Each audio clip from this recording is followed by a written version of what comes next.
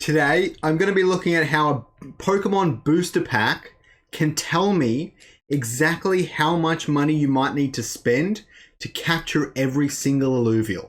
You're going to want to watch this one. I put a lot of work into it. You're going to love it.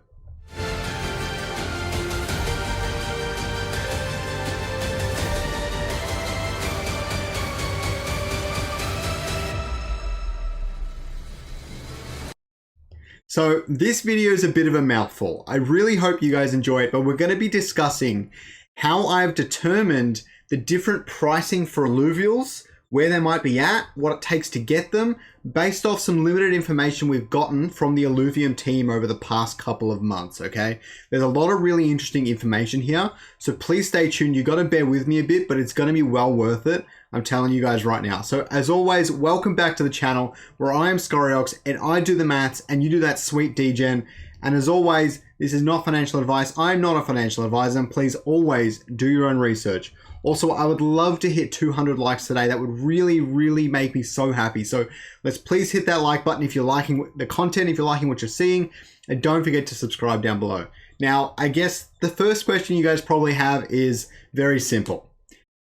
Why does Scoriox dress the way he is dressing right now?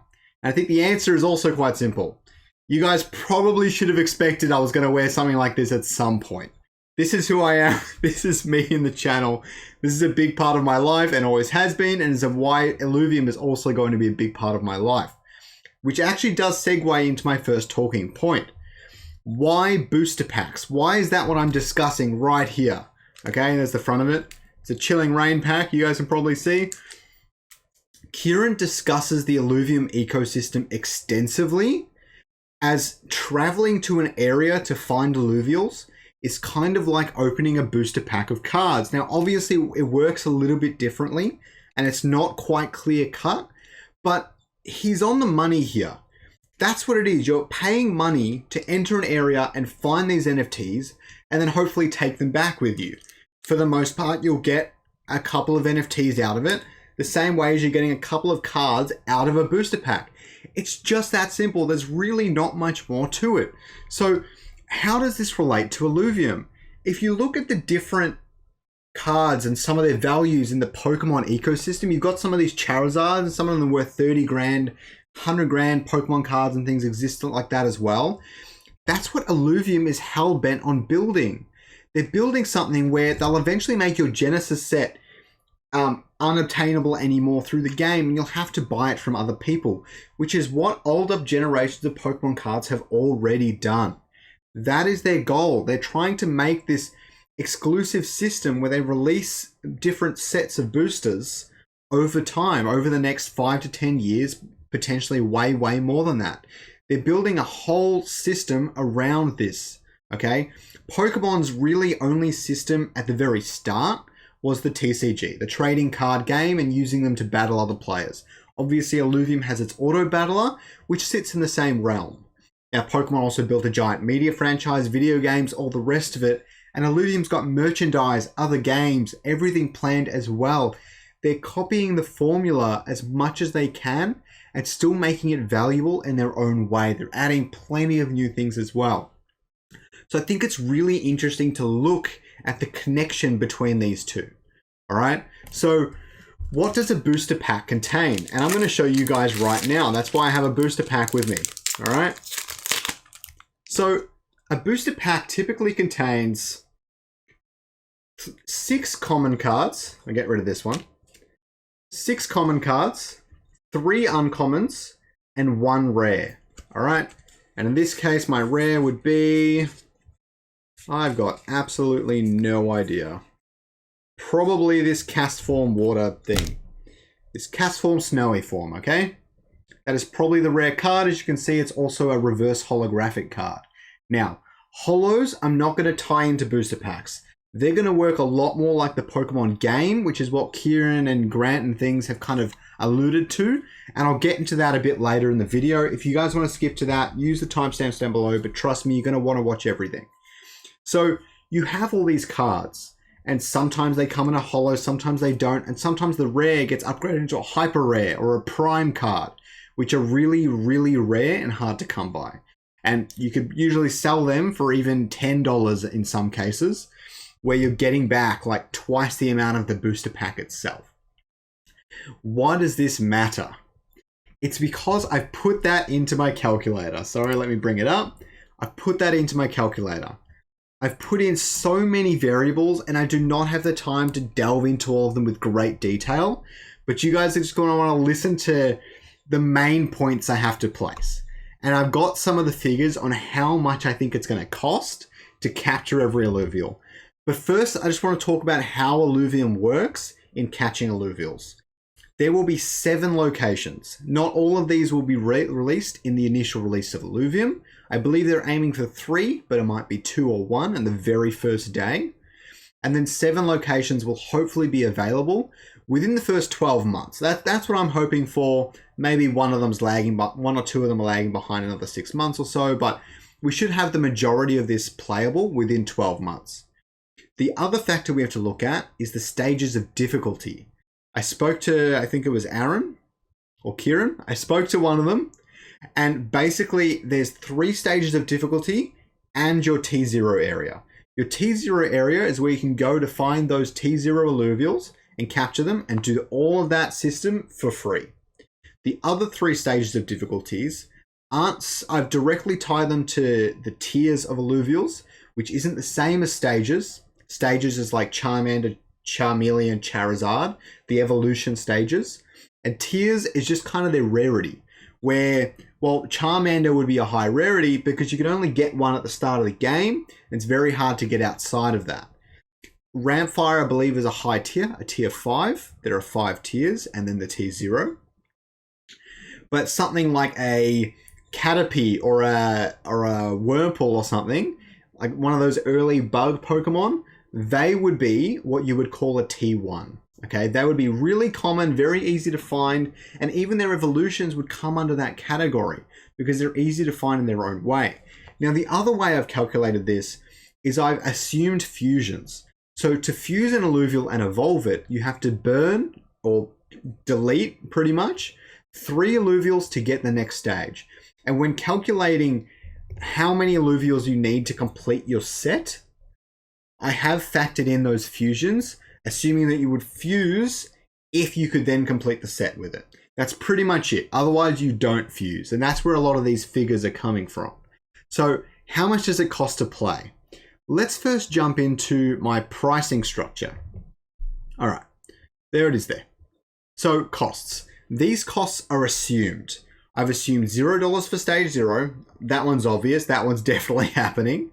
I've assumed $4 for a stage 1, which is the standard USD price of a Pokemon booster pack.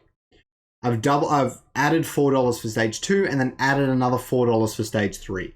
Considering you'll be typically getting better cards, or in this case, Illuvials. All right.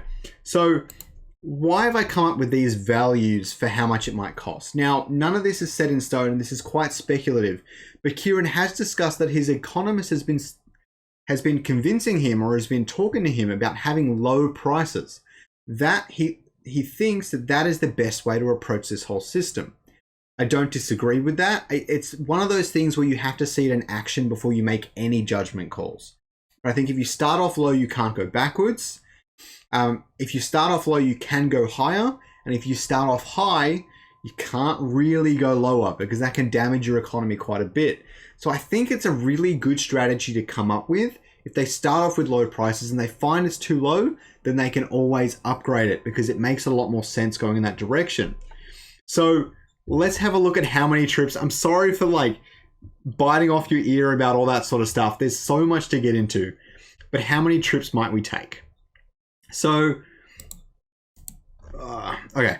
So if we look at the top here, I've split up my thing into odds. So my common is 60%, uncommon is 30%, rare is about 8.3, and prime is 1.7. I'm considering prime as a really, really high rarity chance.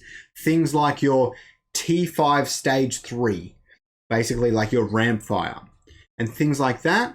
And I've split these up, these odds, pretty linearly across the different difficulties of travel.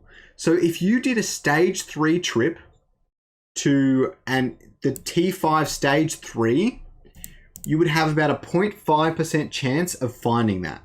In this trip, you would only have a low chance of 2.5% to find a T5 stage 2 and a 9% chance to find a T5 stage 1.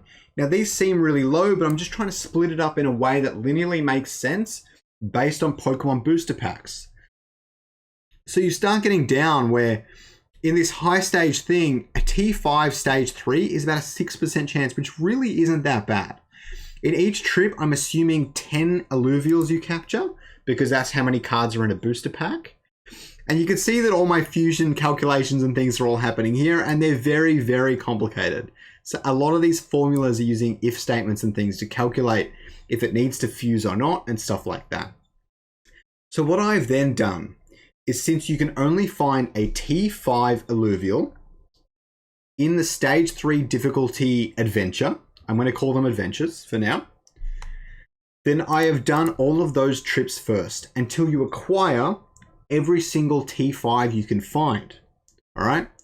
The other thing I have added that should be worth noting is I've added something I'm just calling an RNG modifier. Basically, that's saying that if there are 3 T5 stage 3s you need to complete your collection, maybe you doubled up on them a little bit. That's what the 1.5 is. Maybe you've doubled up on them a couple of times, so you actually need 4.5 of them to kind of average out to getting that complete set, because you've got some doubles and things like that. But of course, like with anything, trading will become a really large part of the game. That's something we need to be aware of, and that's why I think guilds are really, really powerful, because trading your Illuvials with other players off the books is going to be a really important way to complete your set and acquire the Illuvials you need to be competitively viable. Just on that, in the description down below, I do have a Shiny Shards Discord link. I'll make sure that's updated, and an Emergent DAO Discord link. The Shiny Shards is a guild. We're focusing on cooperation, scholarships, organizing ourselves into a way where we can help each other through the Illuvium ecosystem efficiently and effectively. The Emergent DAO is for more general GameFi, but they're an awesome tight-knit community that's working some amazing things. They've got an incredible team behind the scenes, pulling all the stops to get lots of partnerships with big games, upcoming games, beta testing for their community members and things like that. They're doing a lot of amazing things. So both of them are going to be in the description. Important part of the game, because you're going to want to trade with other people to get those extra Illuvials you didn't have, and then make sure you're not doubling up and you can complete your set as cheaply and efficiently as you possibly can. So how have I split up the Illuvials? So one thing we do know is that there will be 75 T0 Illuvials. Now, when I first thought about it, this felt a bit out of order, but when you really get down to it, 75 in the rest of them is still actually quite a few. And we've already seen so much variety amongst them that it's perfectly fine. You got to just trust me on that one. But why the 75 T0s? Because what happens is they have one T0 for each class, like Rogue, Scion, Bulwark, and things like that. And then they have one affinity for each of those classes. So they essentially, the dog ones, the lynxes, they have one fire, I think they're rogues, they're not rogues. One firefighter or whatever, one water fighter, one earth fighter, and so on. So you end up with 25 for each kind of T0, and that puts you up to 75. And you end up here with 75 T0 Illuvials. Now, what I did following that, and I still can't believe this added up to 75 for the remainder, is I did 7 stage 1 T1s, 6 stage 1 T2s, 5 stage 1 T3s, and so on and so forth. And from what we've seen so far, we haven't really seen any Illuvials that don't evolve. Now, quite frankly, I am sure they exist, but for now I'm going to speculate this way as if they don't. If they do exist, it will mess around with these numbers a little bit, but until we get that information, I'm going to keep it as is, and maybe I'll make an updated video in the future. So don't forget to subscribe down below and hit the little bell so you don't miss out on any future content. So how many trips will it take? You guys that have all stuck through me with this video have been waiting for this. So I'm currently assuming that each adventure, or each time you travel, it takes you about 1 hour to capture all the Illuvials you need and get out, and so on and so forth. Based on this information and the booster pack costs I explained before, you're looking at about 46 stage 3 trips, 26 stage 0, 13 stage 1, and 11 stage 2. And that's bringing your total to about $692 US and about 96 hours. So if you played for an entire week without sleeping and you were only getting doubles every so often, you could consider that you might be able to complete the entire first collection in that week if you don't sleep. I definitely do not recommend anyone don't sleep. The last thing we do need to talk about is the holographic Illuvials. Now, I believe based on hearsay and kind of what people have been saying, is that they're going to be based off shiny Pokemon in the Pokemon ecosystem. Now, what this is essentially every 4,096 encounters, you should encounter one shiny Pokemon. That's essentially as simple as it is. Now, these odds do get naturally enhanced given you're probably encountering about 3 Illuvials per encounter, which means that your odds go to about 1 in 1,500 or 1 in 1,400. Now, it might take you 1,000 encounters to capture your first holographic Illuvial. So hopefully a lot of people are playing the game and getting involved with it just to go for holographics, because that's good for the game's ecosystem as a whole. But to put that in perspective, I'm considering that you only need 100 trips. Let's say you make 3 encounters a trip or 5 encounters a trip. You're only really doing 500 encounters to complete your first set. You might not even encounter a holographic in the time it takes you to complete a main base set of Illuvials. So let that sink in for a minute. I hope you guys enjoyed the video. I hope you found it helpful. I really enjoyed making this one and having a lot of fun with it. I got to open a booster pack too. I had a moment there I was just looking at what the cards were. Definitely like and subscribe. I really appreciate it, guys. Don't forget, let's get this to 200 likes. I would really, really love that. Have a good day, guys. Thanks for watching the video, guys. And don't forget to watch this next video down there in the bottom left-hand... Wait. It's doing that thing again. Wait. It's happening again? Oh, crap. Happened again.